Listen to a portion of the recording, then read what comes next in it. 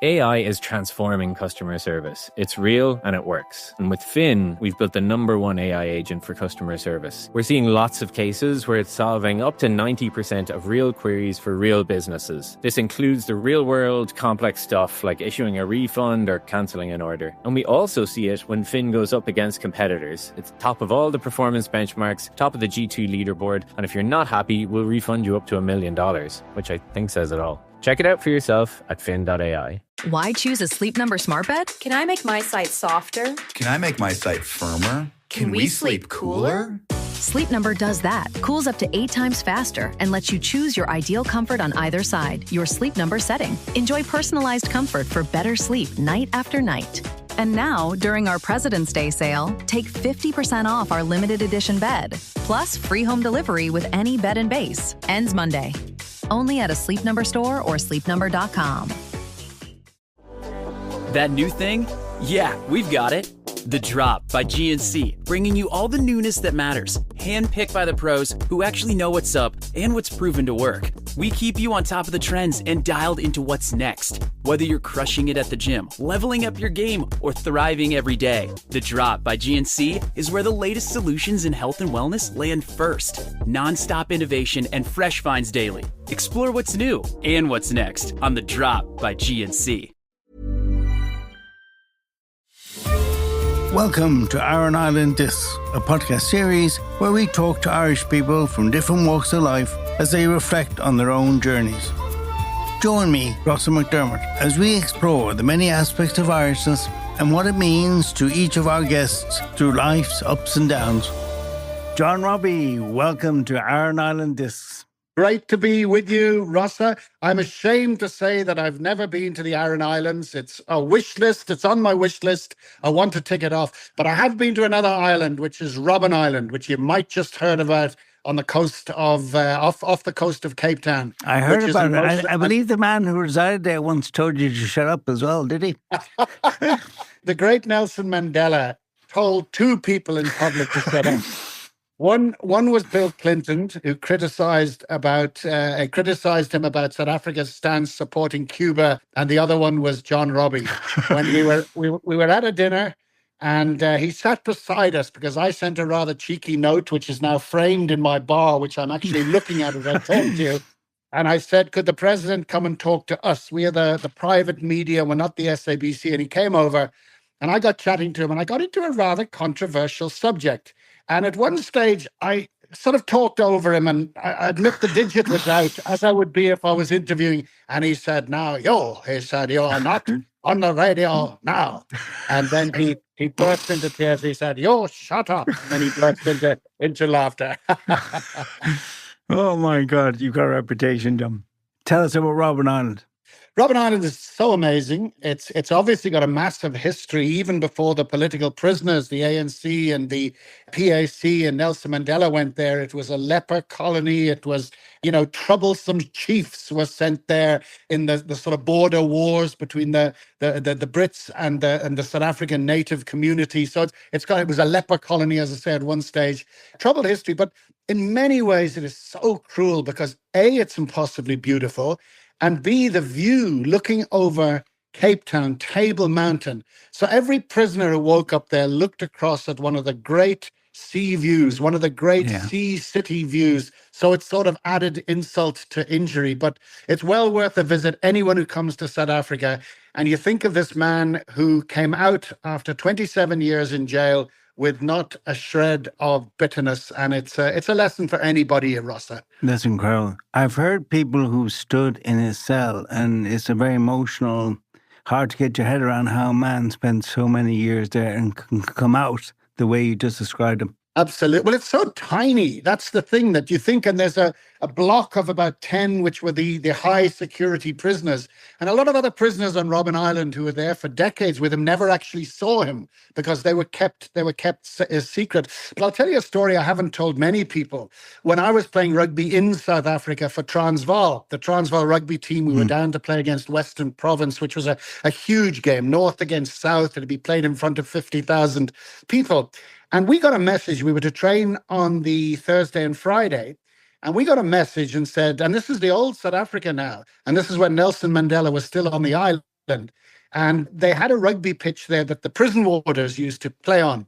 And we got an invitation that said, would the Transvaal team like to do their training session on Robben Island? And I said, oh, can you believe it, And sadly, our team management said, no, too disruptive, etc. So who knows? I could have actually been on Robben Island when the great man was there. But it didn't happen. But gee, it's a memory, I can tell you. You can certainly do a good imitation of him, Henry. Can I let you into secret, Rossa? Everybody in South Africa can do a good imitation of Nelson Mandela. Such was his stature. Yeah, what a great man. And tell us, you ended up in South Africa in 1981 after your tour? Yep. And what made you go? I remember, because I'm a few years younger than you, not many, we were doing leaving or in college, and you won the Leinster Cup. Then you went left Aran to go to South Africa, when everybody else seemed to be going the other way, leaving South Africa. Yeah, there's a little bit more to it than that. I mean, I was a rugby player, rugby nut, high school, Trinity. We had great success. And then I broke my leg playing for Ireland against France in 1977. And then a little guy came in called Colin Patterson, who was a genius and my absolute nemesis of my life, because I'd sit in the stand as a replacement for Ireland and I'd watch him having an average game, throwing the odd bad pass, and I'd think, this is my chance. And then bang, bang, he'd be in for a try or two, and that was my chance gone. But I snuck onto the British Lions tour in 1980 to South Africa and had a wonderful time. I was a replacement.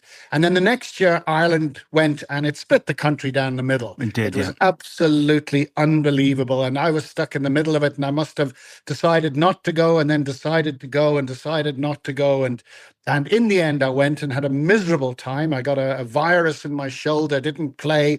I'd lost my job with Guinness's. I was a graduate trainee with Arthur Guinness. That's the one thing I always remember. I mean, jobs weren't that easily found in those days.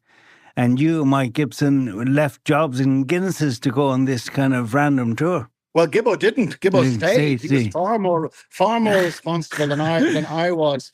But I left, and I'm looking back on it. I mean, I was a rugby nut. I was recently married. I got a young kid, but rugby was my game. And Guinness has allowed us to go and said, we can't interfere with your leave. And then an old schoolmate of mine, a very famous journalist called Peter Murtagh. Who's been on this show before you as well. Well, Peter was, I was in the same year with Peter, and terrific journalist. And I tell you what, a very fast runner as well. We wished he'd played rugby. And he realized that in the midst of this huge row, Guinness is one of their biggest export areas after sort of the UK and America was Nigeria and West Africa. So he went to the Nigerian embassy and said, are you aware that 2 Guinness employees are probably going to get picked? And Nigeria, not the greatest hotbed of rugby, weren't quite aware of this, but it rose up. And then they said, look, we might have to nationalize the breweries if these guys go. So Guinness changed their mind. And my wife was so fed up with this row, said, why don't you just tell them to F off? So without quite doing that, I left and I went, and disastrous tour for me personally because of this injury. And then I got offered jobs in South Africa. And the rugby side of it was incredible. The stadiums, the crowds, the standard of rugby was, a bit like today, was amazing. And so I decided to go for a year, which has turned into 45 years. And that's basically how I got to South Africa. And when you look at a summary of your career, your rugby is one of the key features. Are you a broadcaster, a rugby player? How do you describe yourself? I think I describe myself whose life is in blocks. I put a chapter and I had a chapter. And for most of my early life, rugby was the central thing. And I ended up achieving far more than I ever should have done in terms of talent. But I think that I was so determined that I sort of punched above my weight. And I'm hugely proud that I made it to Ireland and the Lions, and then came out of the blue to South Africa and actually made it to the top here. My greatest honor and achievement was in 1987. I was named one of the 5 players of the year in South Africa, along with Naas Botha, Danny Gerber, and 2 other amazing Legends, players. So the fact I made it in 2 countries is of huge pride, and so. Then when I finished my rugby, I had a rugby job. I was working with an engineering company that I didn't particularly enjoy. But, we were playing professional rugby in all but the money. We got money under the table, but nothing too serious. And then I had to sort of settle down and, decide what I really wanted to do. And then I fell into radio, where a local radio station, 702, asked me to do sports broadcasts. And I did it. And that led to me doing a sports program where in those days it was unheard of in South Africa to take calls on air from listeners because, my God, they might say something controversial about the apartheid system. But I loved it, having grown up in Ireland, and the banter in pubs, and, you'd slag one guy one week, or you'd take a particular position, you'd bounce back. I absolutely loved this idea. And then 702, which, because it wasn't government owned, had a medium wave signal as opposed to FM. Yeah. And so we battled when they started. The government station started their own radio station, irreverent music station. And over a bottle of whiskey, our directors decided to go talk, which was great. And then suddenly you had who can talk? And there was this little loudmouth Irishman doing the sports show. And I suppose I was getting more politically aware. And so they stuck me on the graveyard shift at 10 to midnight. And I started on the 26th of January, 1990, doing this no-holds-barred talk show late at night. And I had 1 week of a fantastic show. We talked about real issues. We had all sorts of things going on. And then 1 week later, on February 2nd, 1990, the president, F.W. de Klerk, stood up in Parliament and announced, without telling his cabinet, without telling his party, without telling his wife, that he was going to release Nelson Mandela and we were going to work towards a democratic country. And there was this little radio program, 10 o'clock till midnight, that I hosted. And it sort of went bananas. So that was my incredibly lucky start on radio. And I ended up having 30 years on 702 and retired 9 years ago. So you're a broadcaster, really, is how you look at yourself now. I look at myself. Now I'm a retired man.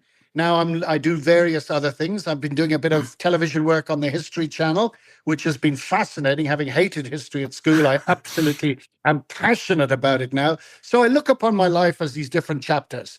And when one finished, I closed it off and said, that's it, done, and then started the next and the next, and long may it continue. And is there a leadership thing in you, John? I mean, high school won the cup in 73, you were part of the team. Are you fortunate? Are you a leader? Are you driven? Everywhere you've gone, you seem to have a bit of success.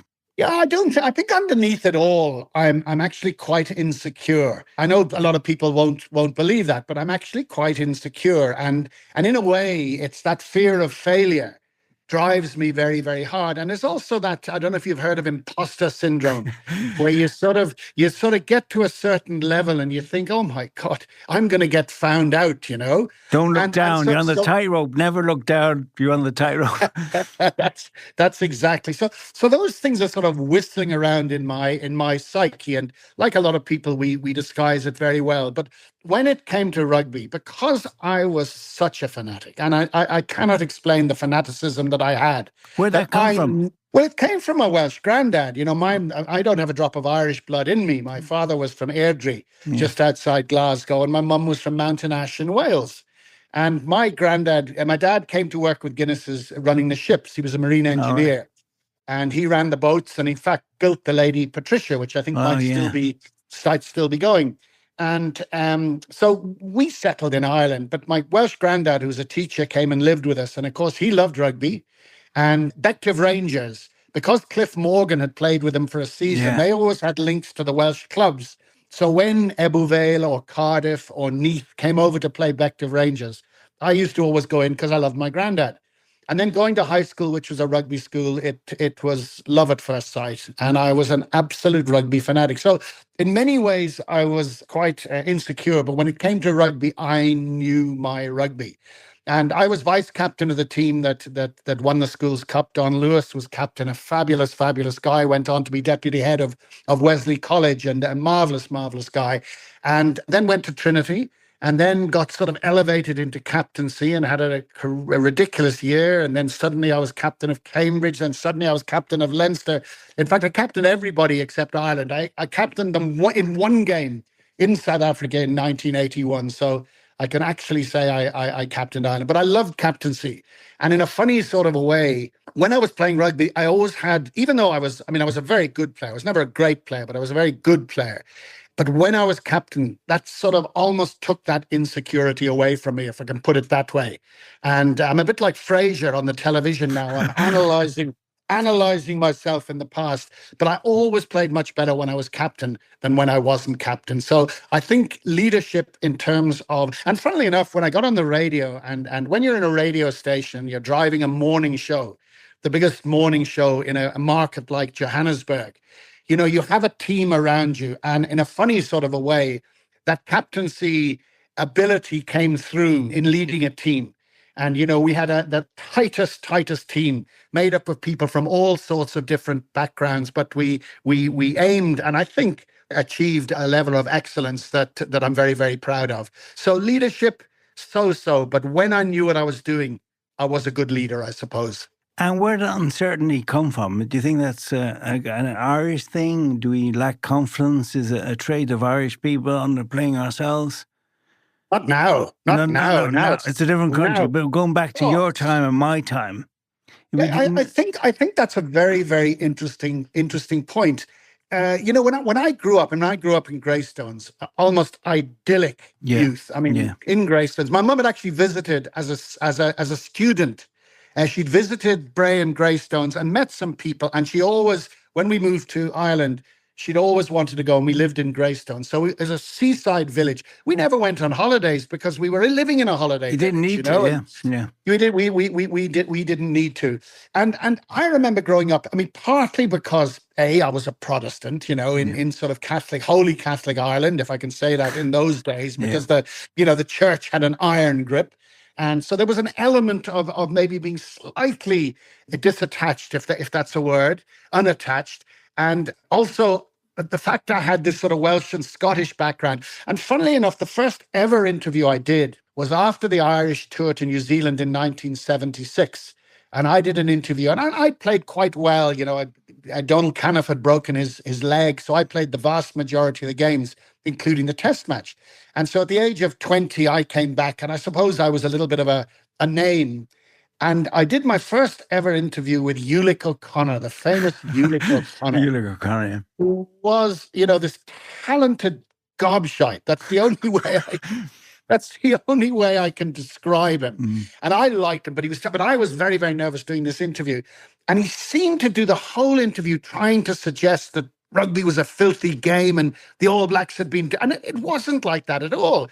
And I'd gone very quiet because I suddenly was on this interview not knowing what to do. This man was putting words. And when the actual interview was printed in the paper, his whole thing was on this element of, are you a slight outsider? Are you Irish? Are you an outsider? Yeah. Which looking back, I suppose was very, very observant. But when I grew up at that time, to be Irish was almost to be second rate. Yeah. If it was from England, the Beatles, the Stones, whatever, it was fantastic. The movies were fantastic. The soccer teams were fantastic. Ireland in those days was to be second rate. And then along came the Dubliners. Yeah. And suddenly the Dubliners were this bunch of talented geniuses who rocked up things. They had a hit number one with the 7 Drunken Nights on top of the pops. Can you believe it? Yeah, crazy. And then also Tony O'Reilly, of course, great rugby player who went on to take America by storm business-wise. It all ended a little bit disappointingly, but suddenly you noticed, that there were these Val Doonican on the television, that suddenly, hold on a second, there's almost nothing to hold you back. Yeah. But to answer the question, when I grew up, Ireland was considered second rate, and all eyes were on UK and on America. And that's why I look back at those people as trailblazers, and gee whiz, we should be proud of them. Yeah, but we did it to ourselves. We grew up in this apologeticness in the 70s, which when I was in the States in the 90s, U2 and London were rocking the world. Suddenly, self-belief and confidence did come. But people forget that in the 60s and 70s, Irish people were not viewed as that cool. Absolutely. That's absolutely. And funnily enough, you talk about confidence coming, and I would say, and I speak with my heart now, and I know a lot of people are going to hate me for it, but that developed into overconfidence, the Celtic Tiger. And I remember coming back, and mates of mine were now couldn't sit down without talking about a fucking flat in Bulgaria they'd bought off plan, and they were going to make millions in it next year. And, the size of your lawnmower or the size of the jumping castle was important, the size of the car.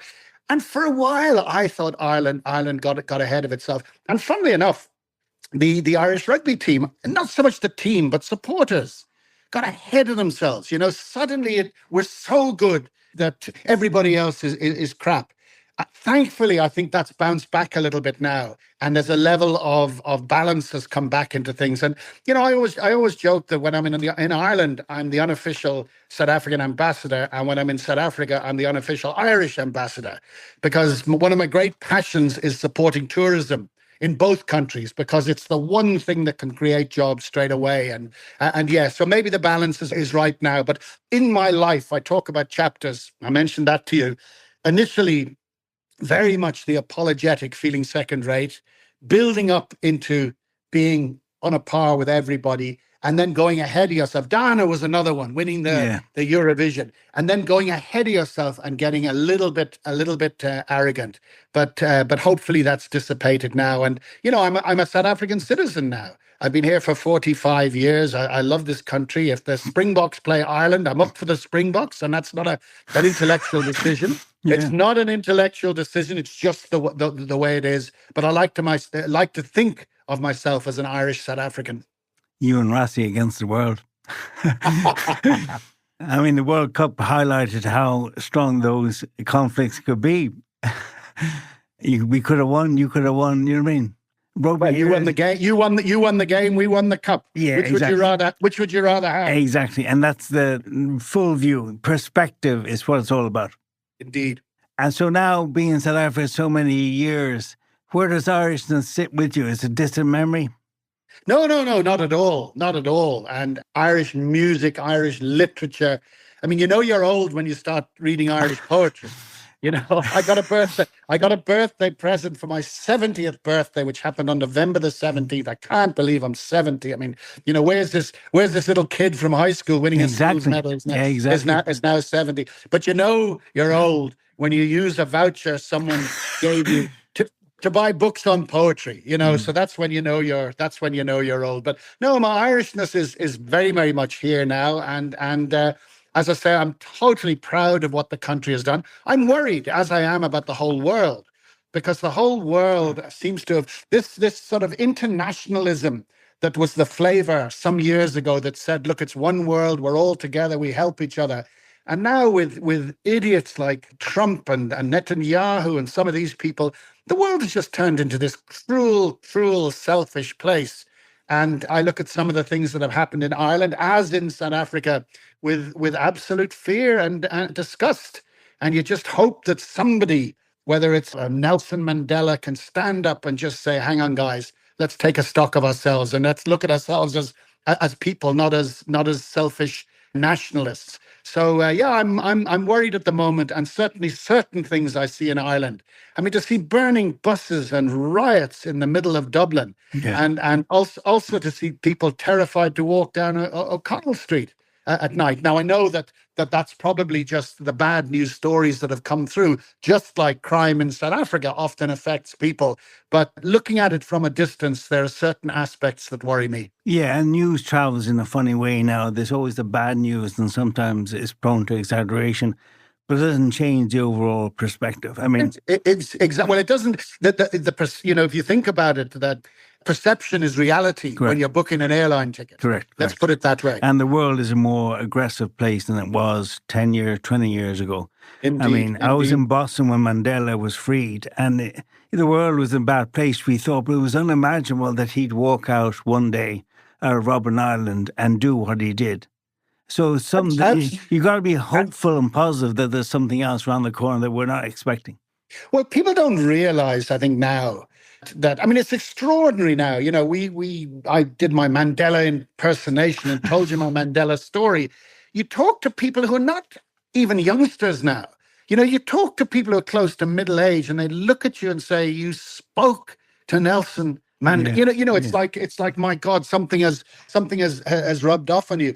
But people forget that South Africa was on the verge. It was literally on a knife edge.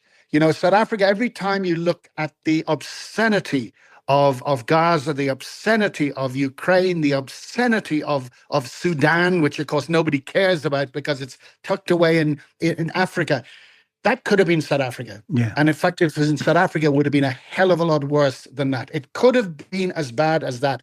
And luckily, Nelson Mandela came out of jail. Everyone thought a right-wing sort of conservative leader called F.W. de Klerk realized that there was one chance, one moment of a window of opportunity for South Africa. And somehow those two managed to get on with a lot of ups and downs along the way. And for all the problems South Africa does, and the government has been a huge, huge disappointment over the last decade in particular. And yes, there's crime, and yes, there's all sorts of issues.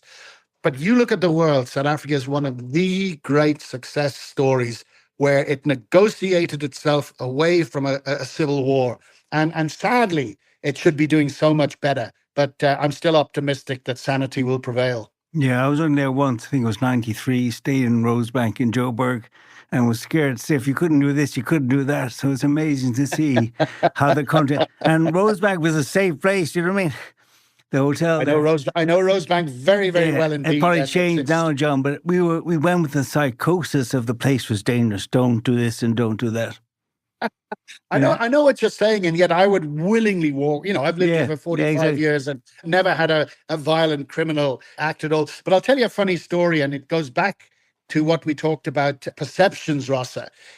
When I was sort of driving our early morning show, you could do an outside broadcast as long as there was a reason for it. So, for example, at a World Cup, we'd go to UK, we went to Australia, we went to New Zealand. When the Laureus World Sports Awards were in St. Petersburg, we went to St. Petersburg, we went to France. So as long as there was a reason for it.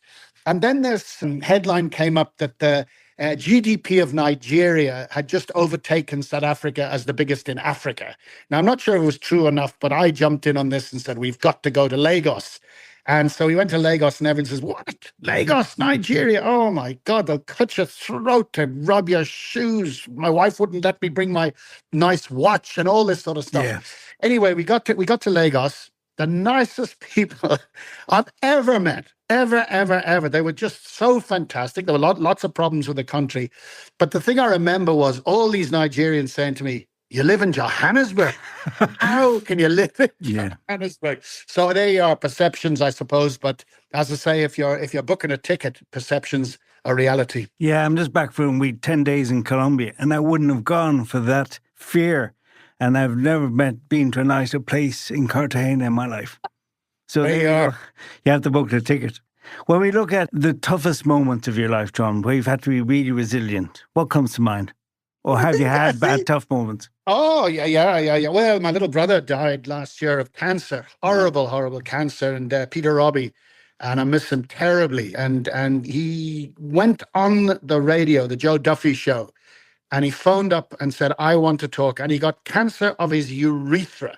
Gee. Now, can you imagine anything worse? He lost the lot without being indelicate. Was never down, never bad mood, nothing. And he insisted on phoning Joe Duffy's show to talk it through, boots and all, no holding anything back, just to warn people about symptoms and about getting checked and everything. And I can't believe, tell you the number of people who got in touch with me, people who didn't even know who it was until the end. and realized it was my little brother, Peter Robbie, and just to say how incredible. And he died a horrible, horrible death last year. So that was big, and losing my dad to cancer early, so death, but I mean, death is part of life. I think being involved in that whole shit show over South Africa was terrible because I knew, and you could always justify it. You could always say no politics in sport. You can always say keep sport away from this. What does it matter when businesses are doing it's impossible business, to when separate, governments? There's so much hypocrisy, so why should sport people suffer? But if I'm honest, and even to myself then, I knew one day I would regret it. I knew one day I would regret making a selfish decision. Not going once. You can always say I wanted to go once. And, I think of my dear friend Tony Ward, who went on the Lions tour and then bravely said he's not going with Ireland. Donald Spring, a lot of other guys did the same, and especially Hugo McNeil, who at that stage was just breaking in to the Irish team as a youngster, and risked his sort of running foul of selectors and so on by not going. But I think in the middle of that shitstorm, it was horrible. It was horrible, horrible, horrible. And to have people pointing at you and people, I won't figuratively spitting at you. And I think being disappointed was the point. And I look back and I'm massively disappointed in myself because here was an ethical decision. And I went against what I knew was right. And that hurts me. And in a funny way, you can actually compare it with when I was on radio here, things got very, very tense. I was going to say, and I had some death threats against me. And there was one of the worst apartheid assassins in South Africa, a guy by the name of Eugene de Kock, who came out of jail about 2 years ago. He was known as Prime Evil. He served 20 years in jail. And he told me that he was told to shoot me, to assassinate me. And there were other things to be shot and horrible. You did have protection for a while, didn't you? And bodyguards, didn't you? Yeah, no, not at all. Not at all. There'd be occasionally after a threat, because I don't think people realize quite how serious it was till afterwards. But my point is this. I look at that where I should have been more worried about it. And my family and my kids suffered at school with, kids can be cruel and comments about your dad and my wife and things like that. And yet at that time. Why choose a Sleep Number smart bed? Can I make my site softer? Can I make my site firmer? Can we sleep cooler? Sleep Number does that. Cools up to 8 times faster and lets you choose your ideal comfort on either side, your Sleep Number setting. Enjoy personalized comfort for better sleep night after night. And now, during our President's Day sale, take 50% off our limited edition bed, plus free home delivery with any bed and base. Ends Monday. Only at a Sleep Number store or sleepnumber.com. That new thing? Yeah, we've got it. The Drop by GNC, bringing you all the newness that matters, handpicked by the pros who actually know what's up and what's proven to work. We keep you on top of the trends and dialed into what's next. Whether you're crushing it at the gym, leveling up your game, or thriving every day, The Drop by GNC is where the latest solutions in health and wellness land first. Non-stop innovation and fresh finds daily. Explore what's new and what's next on The Drop by GNC. I wore those like a badge of honor. It was cathartic. I was standing up for what I knew was right. And in a funny sort of a way, I think I was, because, I was much more politically aware, but I'm not making that as an excuse. I was still wrong to tour South Africa. But in a funny sort of a way, I found that almost cathartic, that here I could take a brave, unselfish decision. I could put myself out there and stand up and be counted. Yeah. Whereas I didn't those years ago in the rugby. So again, to go back to my sort of theme or my view of my life as chapters, those were sort of different chapters. And sometimes I look back on it now, terrified. When you look at and I remember Eugene de Kock speaking to him. And I said to him, because the police told him to assassinate me with a crossbow. Can you imagine that? Wow. I was to be shot with a hunting crossbow in order to send a message to people who are having a go at the apartheid regime.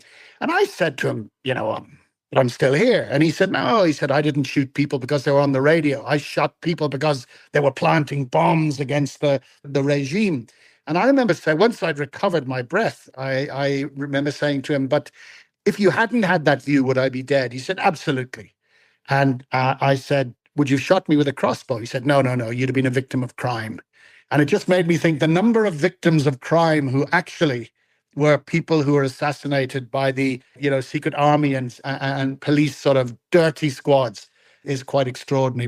But even talking to you now, Ross, it seems like a different world away. Yeah, but did you realise at the time how close to the edge you were living? I mean, we used to hear, I had a few people who I knew who lived in South Africa, so we used to say, you won't believe what John was talking about. Because you were ahead of your time. You were more than Joe Duffy was here, equivalent. You were very polemic. You were very open. You did put yourself up there. I did. And I mean, I was honest. And as I say, looking back on it now, people don't get medals for honesty. You were very brave to be honest. You know what I mean? There's a lot of people who are honest and are not here anymore. Honesty has a limited value when you're speaking against the establishment and secret forces. Ross, I had Archbishop Tutu on as a guest, and he became a particular friend of mine. Yeah. He was the most, I mean, even, Mandela, but my real hero was Tutu, because no matter what, and he was a brave, brave man and stood up, and he could, and Mandela, but they could always have a sense of humor. They always looked at the best side in people, no matter the dreadful things that were happening. And yet they were tough. Don't get me wrong. Yeah. They were tough people. But I remember after my show, Desmond Tutu looked at me and said, you don't have a show, you have a mission. Yeah. And I remember my arm, the hairs of my arms went up, and I think even more so than being told to shut up Mandela, that's maybe my proudest moment. And you meet Stephen Biko? Or was he? Oh, Steve Biko was dead before I came. There's some classic characters who were braver than brave, weren't they?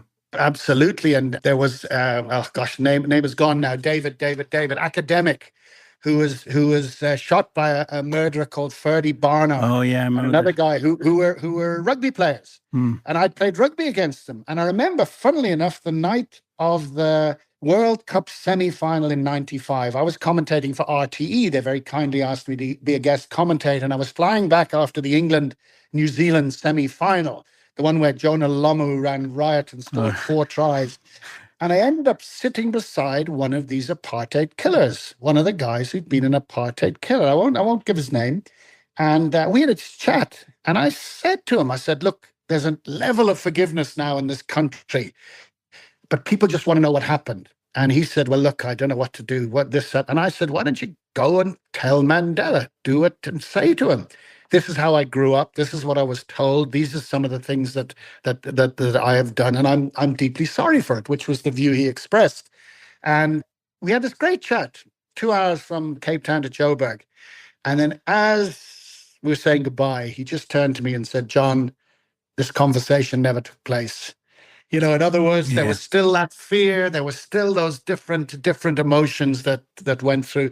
But looking back, I mean, I've lived incredible times. I've seen incredible people and met incredible. But the greatest thing is living, and when you're on talk radio, current affairs, you have this unique view of history because you're living through it. Yeah. And I suppose, and the other thing was, people look to me and say, how did you get there? This little Irish rugby player ending up here sort of in this incredible position. And the way I'd answer it is saying that in any other country, it wouldn't have worked. I mean, you look at, I don't know, Piers Morgan in America, he went over there and who is this arrogant brick telling people what to do, F off. And in the days of apartheid, the whole thing about apartheid was you were put into a pigeonhole. So if you were a white Afrikaner, you were put into that pigeonhole. This is basically what you believed and what you believed was right. If you were a Zulu from KwaZulu-Natal, this is where you were. If you were a Xhosa from the Eastern Cape, if you were an Indian from Natal, if you're a colored, but everybody was put into that little box. And then by total accident rather than design, and I told you how I ended up on doing sports radio, taking calls. And then because we basically had nobody else in the radio station, I got thrown on this graveyard shift.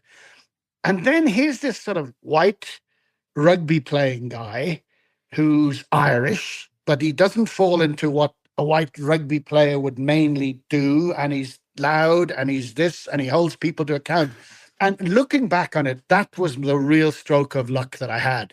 That it was the one time where nobody could put me into a pigeonhole. And as a result, people listened because it made compelling radio. Because it was, as well as what you were talking about and who you were talking to, it was, who the hell is this guy? Yeah. What does he feel? So again, as with rugby and so many things, I look back and say, thank goodness I had so much luck. Yeah, but being an outsider enabled you to see things as well. Exactly. And you weren't compromised, and nobody knew where the hell Greystones was, nor did they care.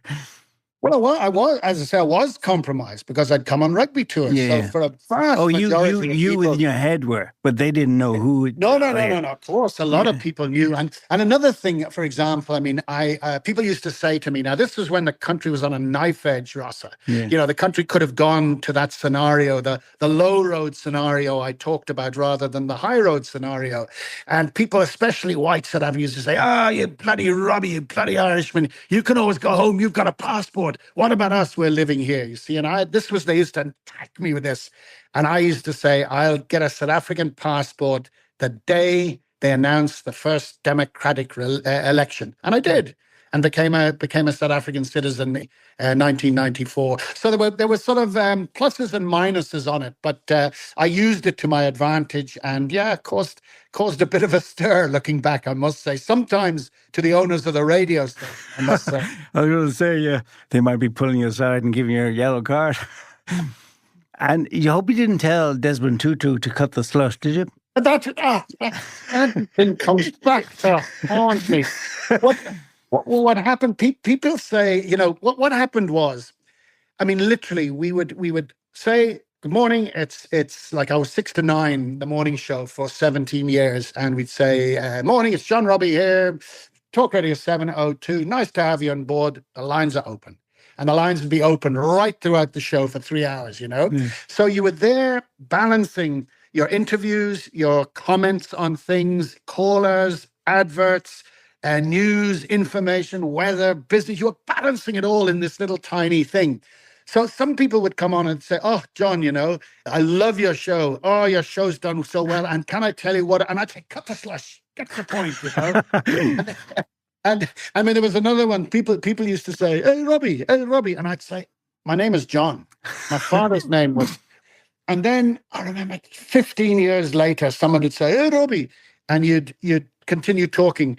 And it's so boring. And then I'd get, 100 emails saying, why didn't you say your name is John? In 1989, you said this, therefore you're a racist, therefore you're a bigot, therefore you're this. Oh, God, I wish I'd never said it. And I wish they'd take it off Wikipedia or wherever it is. You can't take these things off, John. Oh, you can't.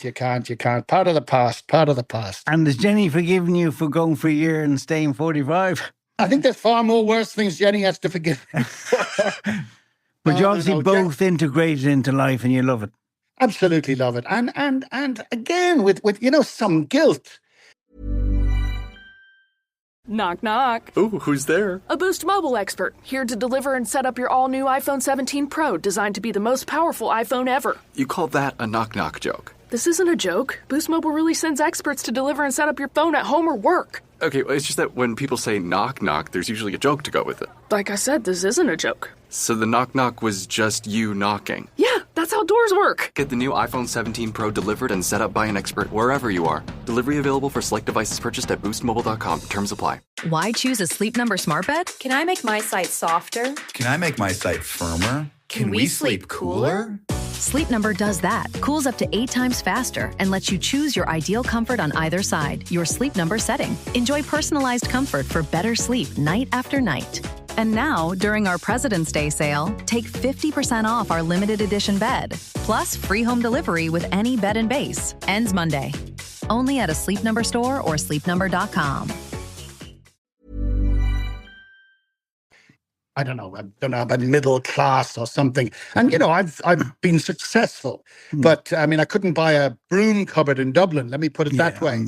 But we live like rock stars here. We live like movie stars here, and yet a couple of miles down the road, there's a squatter camp. There's people living in tin shacks and so on. So, it's the poverty side of things. And what really makes you mad is it should be so much better. It should be so much better. But then you're getting into politics and holding people accountable. And I sound like I'm on the radio now. But this country's been hugely good to us. But are you an idealist, John? Are you fundamentally an idealist? I think so. Yeah, I think so. I believe most people are good. Most people are good, and I believe that ultimately things will. Yeah, I would be definitely an idealist. My wife would say that sometimes I'm not a realist, Yeah. But again, I wear that as a badge of pride as well. Oh God, these people who go around totally miserable. I have no time for them. No time for them. And you're obviously very generous in charities. You forfeited Lions jersey. Like, you're a compassionate man. And you, Oh, well, that's for other people to say. That's for other yeah, people to say. That's for other people to say. I let other people judge me, good or bad. In fact, funnily enough, I was back some years ago. Greystones had their 75th, my old rugby club, Greystones, and they invited me back. And I came back with a great friend of mine from Ireland, and we went to the dinner. And I was the main speaker. And without being immodest, I think I gave a very, very good speech, and it was fantastic. And this lady came up to me and said, "Hi, John, I'm the chairman of Éire Óg, which is the Gaelic football club, which is right beside Greystones Rugby Club." And I sort of thought, "Oh, pleased to meet you, going to tell me what a great speech." And she said, "I was never so disappointed when you went to South Africa." I said, "What?" She said, No, because you were this young Greystones lad doing great. And Steve Biko was my hero. And I followed the South African thing, and you went. And I just had to say, mea culpa. yeah. I'm guilty. I feel exactly that. And I said, "Thank you for saying it. Thank you for the honesty in saying it." But you can't go back. And a lot of rugby people now who went to South Africa, you can hide behind it saying, "Oh, it was rugby. Oh, I wasn't interested. Oh, I didn't know." But I'd like to think, you talk about being idealistic or whatever, but I'd like to think I can stand up and take my punishment like a man. And I do. And a lot of people, even people who are anti-South Africa at the time. I mean, my mate Hugo McNeil, for example, because he says, "Stop saying that. You've atoned, if you like. Yeah. Get over that." But I think you have to say it. And when you look at things now, like what's happening, particularly in Gaza with Israel, which is absolutely obscene. And I'm proud to be part of Dubs for Palestine, which my old mate David Hickey is involved, which is using sporting people, particularly the GAA, to stand up against what's happening in Palestine, So you have to take a stand, and you have to say something and stand up and be counted. But it's easy when you're 70 and you're retired. Yeah, I think Hugo's right in the sense that we all have to release some of our demons and forgive ourselves. And you can't take it with you forever. But at the end of the day, as you get older and you reflect, life, and there's little boxes, things you've done take different shapes, and you see things which always say, "I could have done better there, I should have done that," but hey. Absolutely. It's like missing that drop goal against whoever, Lansdowne, all those years ago. I should have done better. Yeah. And Tony Ward says you shouldn't have beaten him in the semi-final of the Senior Cup either, Wardy, give over. And you know the story, of course. We beat them 10-9, and I got the winning score. Yeah. And John West was the referee. Great friend, wonderful referee and guy. And Wardy always says, "Just because you had a Protestant referee, that's why you beat us. Get over it, Wardy, my dear mate." And apart from the Seven Drunken Nights, is any of that music that's accompanied you through your life? Oh, gosh. Again, well, I mean, South African music is incredible at the moment. And I have a thing called Amapiano now, which is this new form of, I can't even describe it. There's a young girl here called Tyla, Tyla, who's taken the world by storm. And musicians here, I mean, even Wouter Kellerman. Can you believe I have a guy living less than half a mile away who's won 3 Grammys? Yeah. And after James Galway, he's probably the most famous flautist in the world. And people have never heard of him. Wouter Kellerman, with a W, Wouter Kellerman. Yeah. But I love Irish music in particular. Dubliners, obviously. And when I discovered that Ronnie Drew lived in Greystone, it was amazing. And his son Phelan was a great mate of my late brother. But if you ask me Irish music, I mean, Sinead O'Connor singing The Foggy Dew, or Luke Kelly singing Raglan Road. I mean, that's my... And funnily enough, I was never a great Pogues fan. But then when Shane McGowan dropped, I mean, I just said, how can somebody go through life with teeth like that and not get them fixed, Yeah. And when he passed away, and then there was so much publicity, I mean, the Pogues, and I look at what he did, and when I'm sort of pathetically in the gym, as I was before I I spoke to you. That was the music I was playing. And Irish music. A Rainy Night in Soho, I think, is a powerful song. It just takes me. I think A Pair of Brown Eyes is even better. Yeah, exactly. But there you are. That's the one that gets me. So when you're 70, John, what's life look like? I mean, I read this note of some guy in a hardware store has said, I used to hear you on the radio and my dad used to take me to school. Does that make you feel old? No. Oh, no, but it's fabulous when that happens. But the ones that really get me, at the height of my infamy, if I can put it that way, amongst the black community, I was asked someone had pulled out Dennis Hutchinson, who's a famous ex-golfer and broadcaster. He was to give out prizes for one of the casinos in Pretoria at, I think it was Irene Country Club. And it was on a Sunday, and they phoned me on a Saturday and said, would you do it? And, oh, by the way, here's what we'll pay you. Like money that I couldn't believe. So Jenny went out and I went up to this golf day, and we played this golf day, and it was a boozy golf day with a long field. So we finished at the end, and everyone is sort of moving off to the casino where the event was to be. And then this waiter came up to me, a young waiter, and he said, there's someone over there who wants to know, are you a member of the ANC? This is in a golf day. Yeah. And I said, oh, tell him I'm a member of the CNA, which is like a shopping chain. Big joke, you'll laugh. When we were there, we realized there was somebody shouting, and there were these three giant Afrikaans guys screaming at me, shouting at me, you effing communist, you this, that, and the other. And they actually were big gamblers. And they told Sun International that if I gave out the prizes, they would shoot me. Right. And I was there with my wife, and I suddenly looked around, and everyone had moved off, and it was terrifying. And the organizers didn't want to fight, and they said, do you mind not doing it? Which was very, very gutless of them. Yeah. But these people were, they were dangerous people, and they were very drunk. And about just before COVID, whenever COVID was, somebody said, oh, I'm a member of Irene Golf Club. And this guy came up to me the other day and said, when he was younger, he'd had a go at you at the golf club with his mates. And he now realizes that what I was trying to do, which was to educate people into this window of opportunity. And he said he's so embarrassed about it now. And he said to me, because he knew I was meeting this guy, or this guy was meeting me, would you accept his apology? And I think that meant more to me than anything else. People come up to you and say, oh, I loved you this. Yeah. But it's the people that come up to me and say, I hated you. I hated you when you were young. I would have shot you. But I realize you are white now. Thank you very much. And a lot of black people come up to me as well and say, John, we all thought that white people were like Eugene Terreblanche, who was the right-wing sort of firebrand, etc. And your radio program educated me that not everybody is like that. So every so often when somebody does that to me, I get such a buzz, and you sort of feel it was worthwhile. That's amazing. How would you sum up then your life looking back as a 70-year-old man now? I'm only a few years behind you, Josh. How would you sum it up? Incredible. I mean, I always tell this joke. I say, as Nelson Mandela told me, never name drop. Well, on Friday, I was playing golf with Gary Player. Oh, yeah. What's he, 80? Gary Player. He's 90. 90, yes. You cannot believe it. Apart from the fact he's a friend of Trump, but we stayed away from that because I hate that man.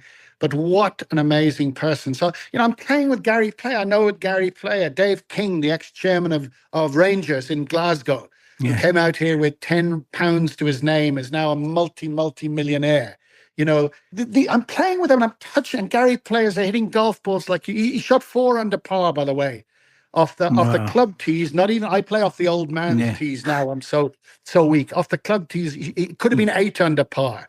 And I'm sitting there chatting to Gary Player, chatting about things. So I look at the people I've met. I look at the incredible family I've got. I've got kids and grandkids who are all doing so well. I've got friends all over the world. Murray Mexted spoke to me the other day. Wow. The great New Zealand number 8. And yeah, I mean, I've got a few enemies, but not many enemies in the world. And you get to 70 and you've had a career like I have, which in many ways was holding people to account, or even holding their views to account. And the fact that I think there are not too many enemies, then I'm not doing too bad. So I think I look back and say, incredibly lucky. John Cameron Robbie, it's been an absolute dream and a pleasure talking today on Aran and this. Thanks very much. Thank you very much, Ross. And one day I'll see you on the islands.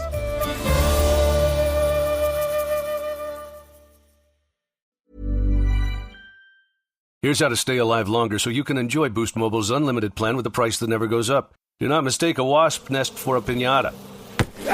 Stay alive and switch now at Boost Mobile. After 30 gigs, customers may experience slower speeds. Customers will pay $25 a month as long as they remain active on the Boost Mobile Unlimited plan. The longer you stay alive, the longer you can enjoy Boost Mobile's unlimited plan with a price that never goes up. So here are some tips. Do not parallel park on a cliff if you want to enjoy an unlimited plan with a price that never goes up. Do not mistake a wasp nest for a piñata if you want to enjoy an unlimited plan with a price that never goes up. Do not microwave a hard-boiled egg if you want to enjoy an unlimited plan with the price that never goes up. Stay alive and enjoy unlimited wireless for $25 a month forever with Boost Mobile. After 30 gigs, customers may experience slower speeds. Customers will pay $25 a month as long as they remain active on the Boost Mobile Unlimited plan. That new thing? Yeah, we've got it. The Drop by GNC, bringing you all the newness that matters. Handpicked by the pros who actually know what's up and what's proven to work. We keep you on top of the trends and dialed into what's next. Whether you're crushing it at the gym, leveling up your game, or thriving every day, The Drop by GNC is where the latest solutions in health and wellness land first. Non-stop innovation and fresh finds daily. Explore what's new and what's next on The Drop by GNC.